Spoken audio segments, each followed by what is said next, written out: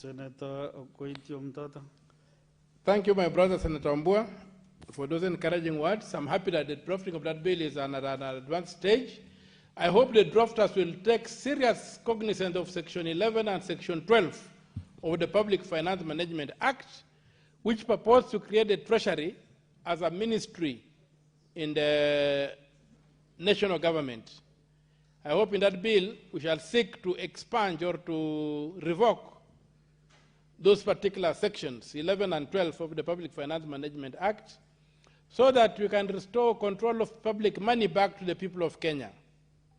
Over and above that, I hope that a mirror image of that particular separation of finances at the national level from the executive will also take place at county government, so that every county government, the money is not placed in the hands of the governor. The money will be held by an independent civil servant. And for the governor or anybody to access that money, it must be in the budget, and the control of budget must have approved that expenditure. Let us take control of our money. Let us drain the swamp. And I'm happy my brother, Senator Mbua, has assured us that that work is ongoing. I'm happy to do that. Because if we don't do that, the money that goes to the ground is misappropriated. It's handled like money which belongs to an individual, and an individual will run around with it. We have seen the president running around non-stop, purporting to go around, do projects, whatever. If you go and check in the budget, those projects are not in the budget. It rubbishes the constitutional framework within which development in this country is supposed to be done. You have heard this common phrase that people keep on expressing, that we must be in government. We must be in government. That is not the design of democracy. The design of democracy is not that everybody should be on the government side. Democracy works on two legs: the opposition and the government, or the minority and the majority. We cannot all be in one side. That way the country cannot stand. The issue is we should distinguish between being in government and accessing development. There should be no correlation between being in government and accessing development. That should be something we must face very clearly.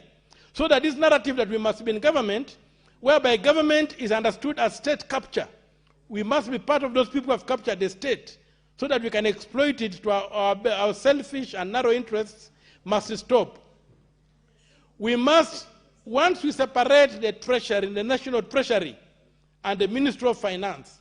And by the way, Mr. Speaker, if my memory serves me right, ministries are addressed at Article 152 of the Constitution. The Treasury is addressed at Article 225 of the Constitution. There is no way the framers of the Constitution could have imagined a Treasury that is part of the ministry, is a ministry in the national government, and placed it so far away, so deep in the Constitution at 225, when they addressed the cabinet at 152. So, Mr. Speaker, that mistake that was made by the Parliament in 2012, when they created the Treasury as a ministry of the national government, needs to be fixed.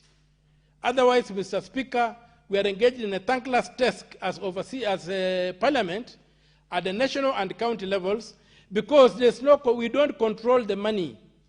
The money is already with the executive. The executive at the national government has the knife and the cake. The executive at the county level has a knife and a cake. The county assembly is toothless. The parliament at the national level is toothless, because the weapon they are supposed to have is in the hands of the executive.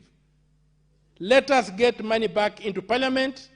Let us get not the money, let us the control of money back in parliament, held by an independent civil service, and that way we shall be moving forward. Otherwise, Mr. Speaker, we shall be pounding water in a mortar. We are going to get nowhere. We are going to keep on complaining, agonizing, and being told you must be in parliament, suspend your mind, you must be in government, because a government is no longer an institution of good. It's an institution of looters who, when they get into power, they have access to money and they loot that money and there are no consequences. Let us take our public money back. Let us set up the office of the national treasurer and appoint somebody with security of tenure. Put that money there. Give him the power to control that money. The president should wait for his salary. He should not have access to public money. He should not be able to have the capacity to move around and offer people projects. The projects must come through the budgets that the parliament passes, and it should be more important in this country to elect an MP than to elect a president, or to elect an MCA than to elect a governor. Because the MCA will have the decisions over how the money is used. The MP will have decisions on how that money is used. And the budgets will be what will guide development. So you will not have to be in government to access development. You just have to have a member of parliament in parliament who can put your agenda in the national budget and you access development. And that thing will also reduce the clamor for the presidency in this country. Where communities think that the presidency belongs to them, the presidency is a matter of life and death. It will stop that. It will even help us clean out our election system so that it doesn't become a weapon for capturing power, but it becomes a mechanism for filtering various and competing ideas on how the country should be run forward. And now that I've mentioned the EACC, Mr. Speaker, sir, there is a problem in the register of the EACC. And that problem needs to be fixed. We have very, very many people who are registered voters who do not have proper biometrics, especially their pictures are missing. They don't have pictures. Who are these ghost voters who don't have pictures? So even as we push for registration of new voters, I want to plead with the EACC, the IEBC, to ensure that every voter has got proper identification. Our AI tools have revealed that we have about 6 million plus to 7 million voters who do not have pictures in the voters register. The problem is very bad in some areas, and especially an area like Central Province, the former Central Province, or the so-called Mount Kenya today.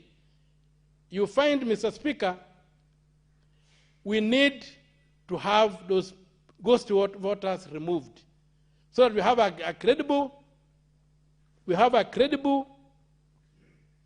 voter register where everybody can be identified by even facial features. We know this is so and so, this is so and so.